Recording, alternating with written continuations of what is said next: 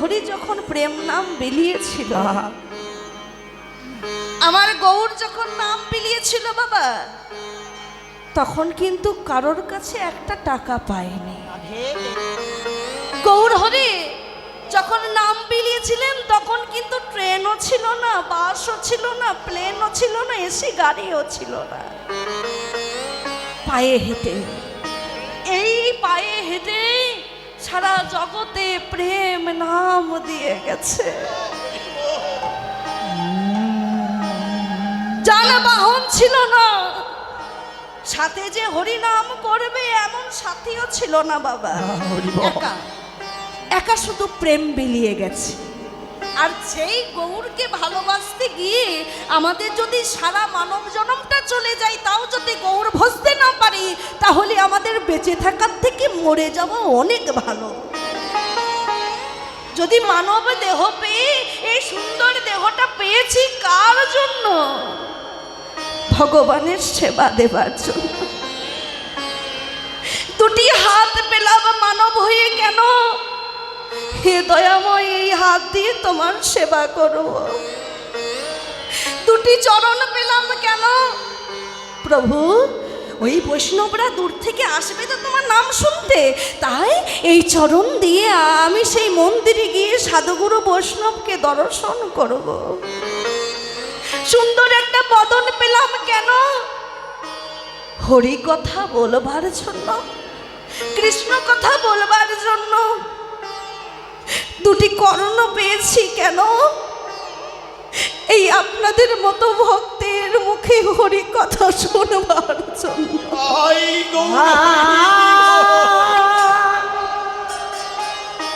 তাহলে মানব জনম পেয়ে এত সুন্দর স্বাদের দেহটা পেয়েছি, এই মানবের দেহটাই তো ভজনের দেহ, ভগবানকে ডাকার দেহ।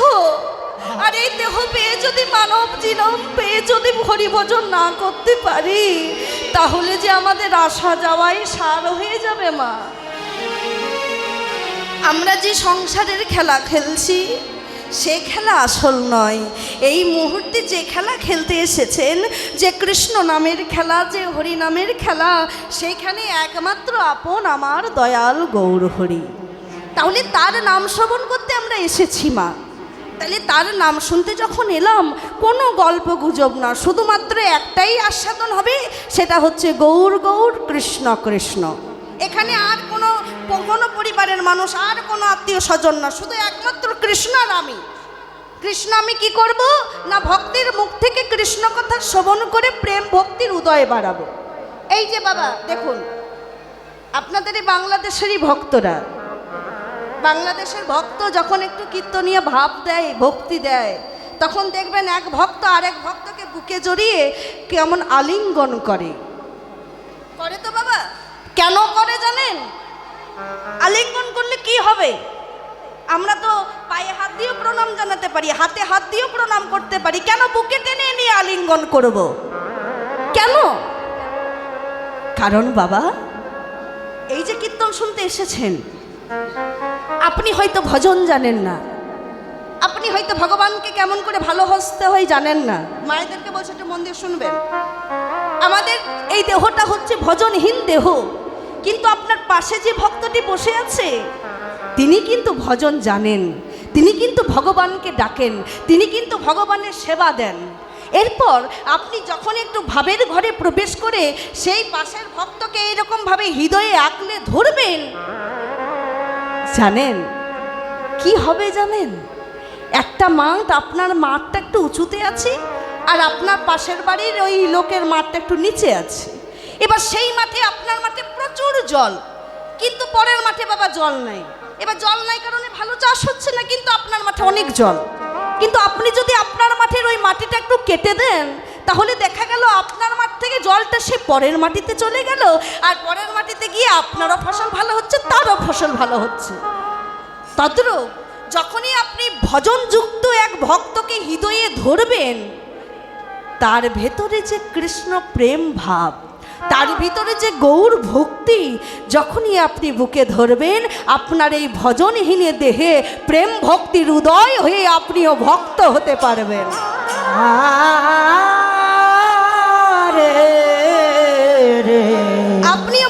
হতে পারবেন। তাই এই কাজগুলো কখনো ছেড়ে দেবেন না। হরিবাসরে এসে আলিঙ্গন করবেন। আর বাবাদের এই হরিবাসরে এসে একটাই কাজ, সেটা হচ্ছে জয়ধ্বনি দেওয়া। এটা হচ্ছে আপনাদের কাজ। আর এই আমাদের মায়েদের কাজ হচ্ছে উলুধ্বনি দেওয়া। নারীদের আসল সম্পদ উলুধ্বনি। নারীদের সোনাদানা এগুলো আসল সম্পদ নয় গো। নারীদের আসল সম্পদ উলুধ্বনি দিয়ে ভগবানের চরণ সেবা করা। এটাই হচ্ছে নারীদের আসল সম্পদ। তাহলে যে গৌরের কথা আপনারা এতক্ষণ ধরে আস্বাদন করছেন, সেই সকালবেলা থেকে গৌর কথা শুনছেন, আচ্ছা বলুন মায়েরা, আপনাদের কি সবার বাড়িতে নিতাই গৌর আছে? হ্যাঁ ও মায়েরা, আমার কথা কি আপনারা বুঝতে পারছেন? আচ্ছা, এই আমার কথা যারা বুঝতে পারছেন না বা যাদের ভালো লাগছে না, একবার উলুধ্বনি দিন তো।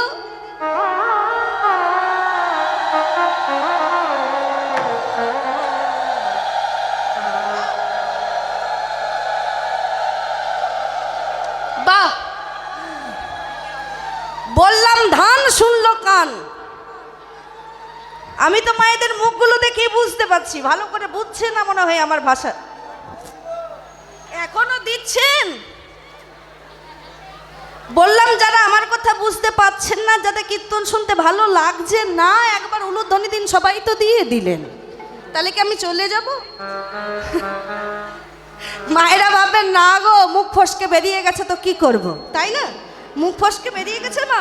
হ্যাঁ, মুখ ফসকে বের হবেই তো, কেন বলুন তো?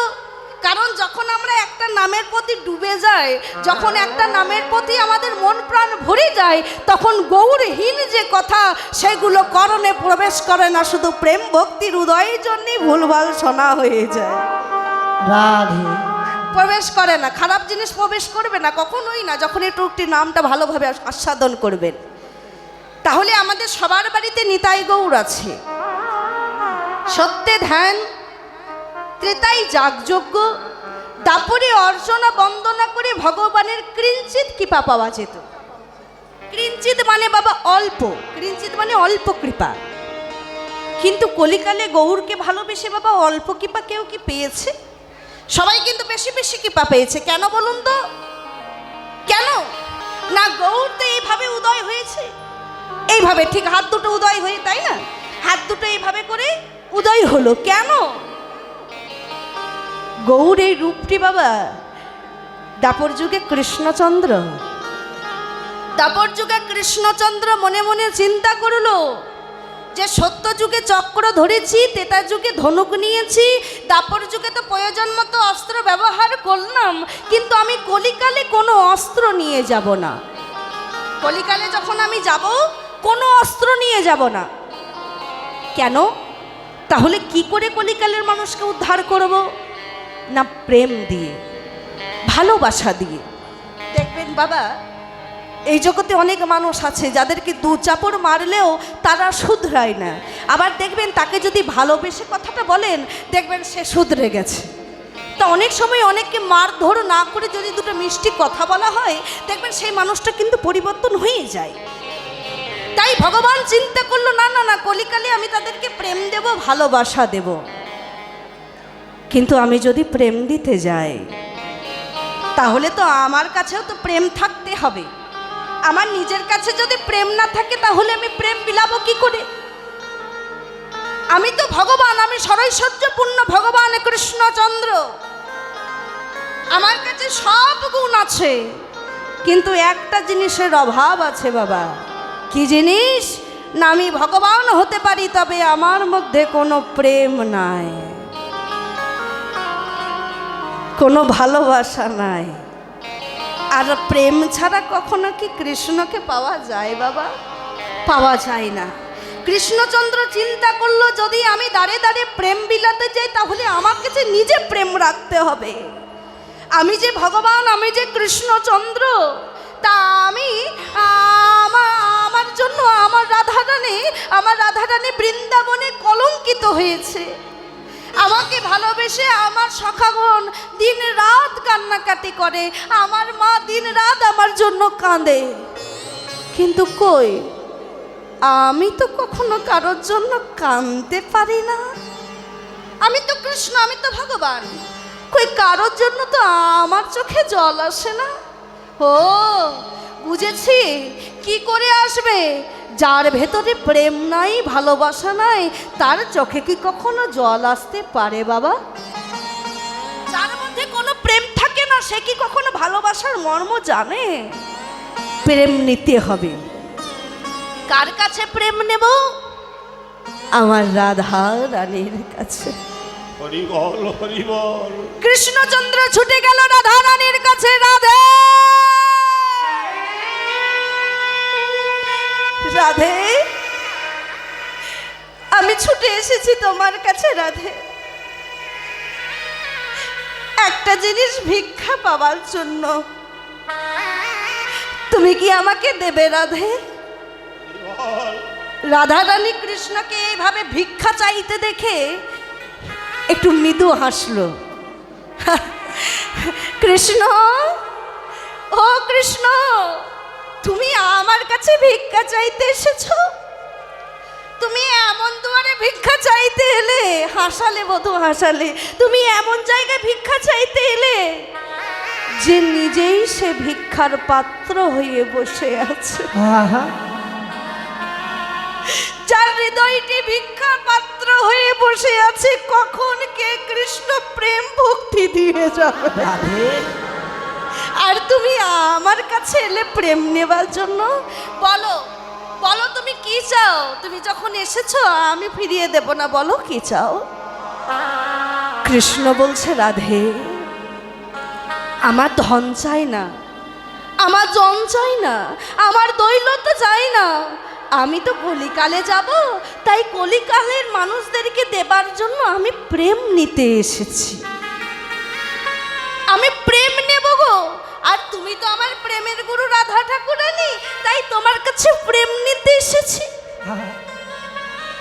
রাধা রানী বলছে, বধূ, যে প্রেম আগলে রেখে আমি বৃন্দাবনে কলঙ্কিত হয়েছি, সেই প্রেম তুমি আমার কাছে নিয়ে গেলে তো তুমিও কলঙ্কিত হবে বাবু। শুধু তুমি না, আমি যে প্রেমকে আগলে রেখেছি, সেই প্রেম যদি জগতে কোনো ভক্ত যদি একবার হৃদয়ঙ্গম করতে পারে, তারও জীবন যৌবন জ্বালা যন্ত্রণায় ভর্তি হয়ে সেও জগতে কলঙ্কিতে কলঙ্কিত।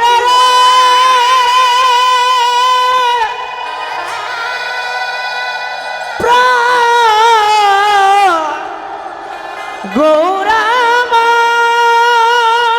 দাঁড়াও দাঁড়াও প্রভু, বেশ, মনে করো আমি তোমাকে প্রেম দিলাম, তুমি প্রেম নিয়ে কি করবে? হরি বল।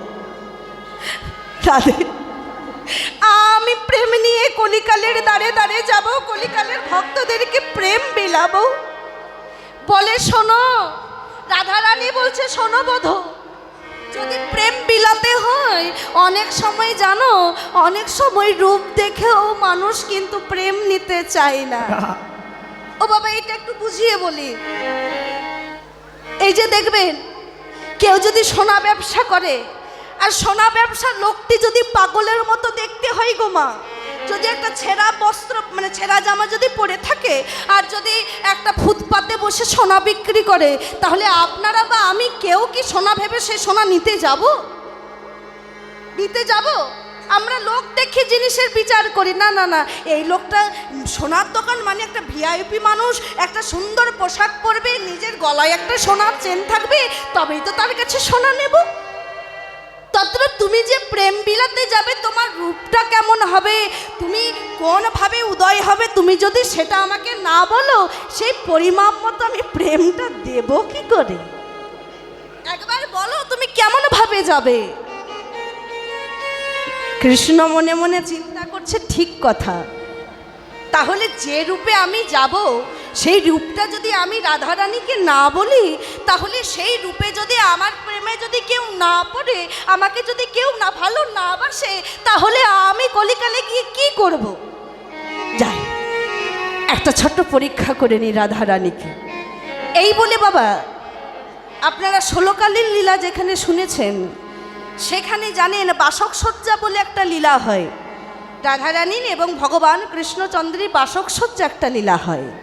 তাই ওই লীলায় যখন রাধারানী এবং কৃষ্ণচন্দ্র এক আসনে বাবা শয়নে আছে, মন দিয়ে শুনবেন মায়ের বাবারা, যেই না এক আসনে শয়নে আছে, এমন সময় রাধারানীর স্বপ্নে কৃষ্ণ কিভাবে গৌর হয়ে যাবে, কোন রূপে যাবে, ওই রূপটা রাধারানীর স্বপ্নের মধ্যে চলে এসেছে।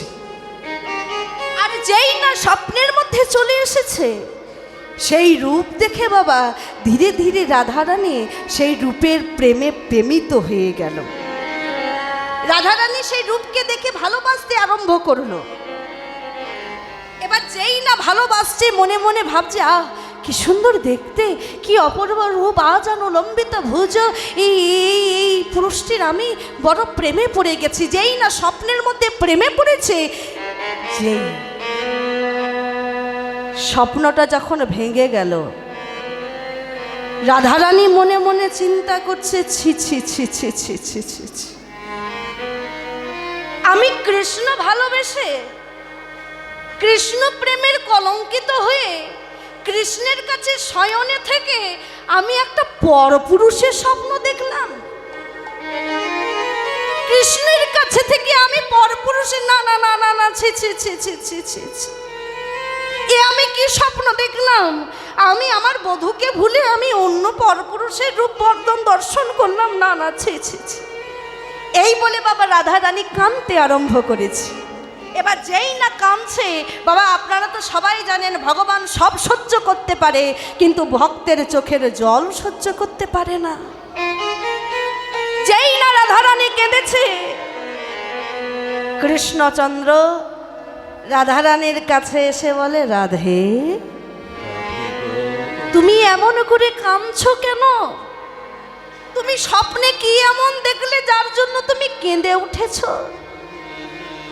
রাধারানী বলছে, বধূ আজ না আমি স্বপ্নের মধ্যে একটা পুরুষকে দেখেছি, যে পুরুষ অপরূপ চেহারা, আজ লম্বিত ভুজ, এত সুন্দর রূপ তার, আমি স্বপ্নের মধ্যেই তার প্রেমে পড়ে গেছি।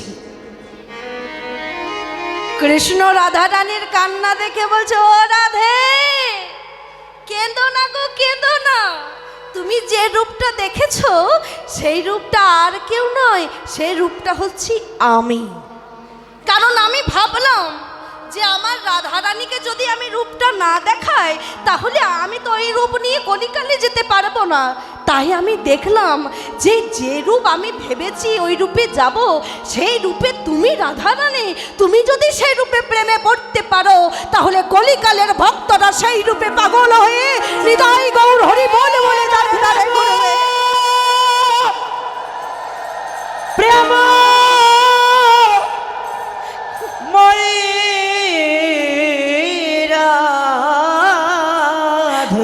রাধে চলো না,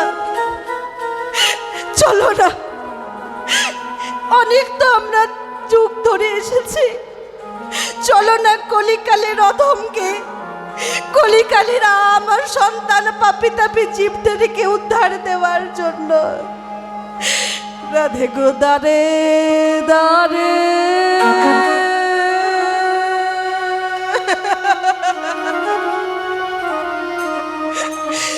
দারে দারে প্রেম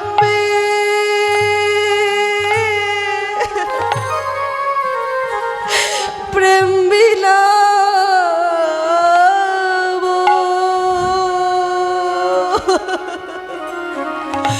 ও রাধে গো,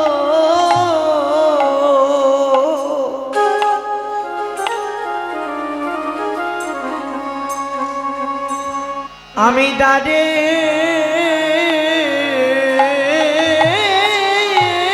দাঁড়ে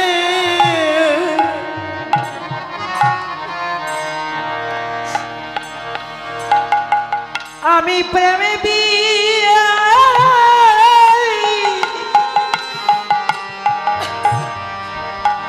আমি প্রেমে বিলাম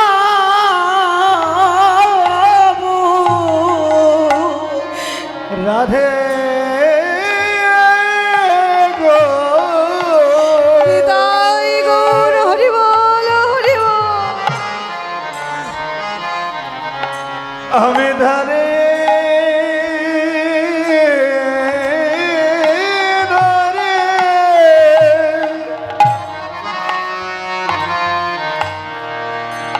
প্রেমী বিয়ে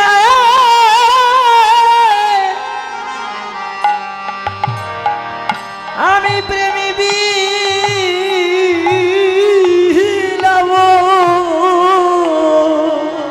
আমি দানে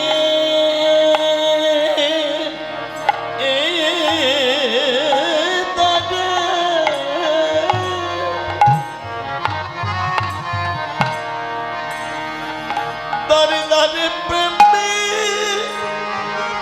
প্রেম বিলাব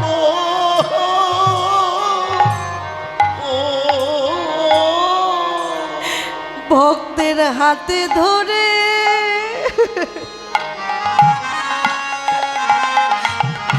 পায়ে পড়ে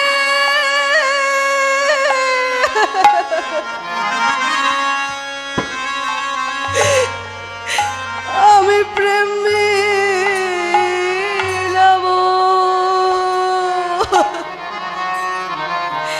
আমি দাঁড়ে দাঁড়ে প্রেম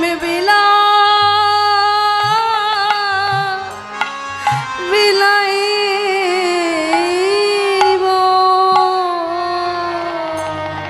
ভক্তের হাতে ধরে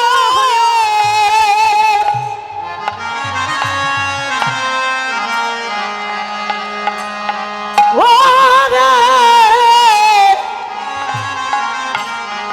পায়ে পড়ে হরি বল। ভক্তের দানে দানে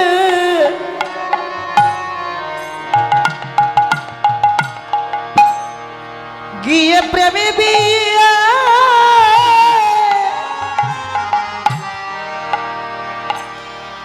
আমি প্রেমী বিলাব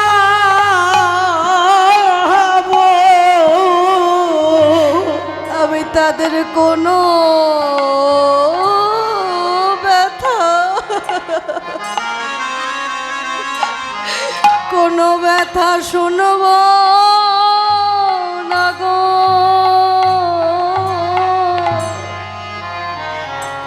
আমি দাঁড়ে দাঁড়ে প্রেমী বিলাইব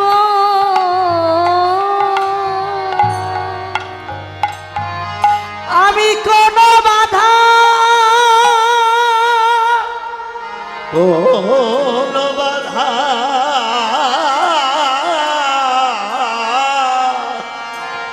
কোন বাধা মানব না গো ও ভক্তের চরণ ধুলি আমার আমি মাথায় লব বলি কোনো বাধা মানব না গো চরণ ধুলি আমার মাথায় রাখিবে বলি কোন বাধা মানব না গো ভক্তের চরণ ধুলি আমার মাথায় বলি কোন লব বাধা মানব না গো চরণ ধুলি অঙ্গে মাগবে বলি কোন বাধা মানব না গো ওই চরণ ধুলি অঙ্গে মাগব বলি কোন বাধা মানব না গো ওই চরণ ধুলি অঙ্গে মাগব কোন বাধা মানব না গো চরণ ধুলি অঙ্গে মাখব নিদায় গৌর হরি বল। ধুলি অঙ্গে মাগব কোন বাধা মানব না গো চরণ ধুলি অঙ্গে মাগব ধুলি আমি